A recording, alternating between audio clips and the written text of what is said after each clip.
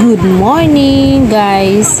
Habang naglalakad kami from Manila Cathedral to San Agustin Church, nadaanan namin itong food cart na to na nagtitinda ng tinatawag nilang keeping.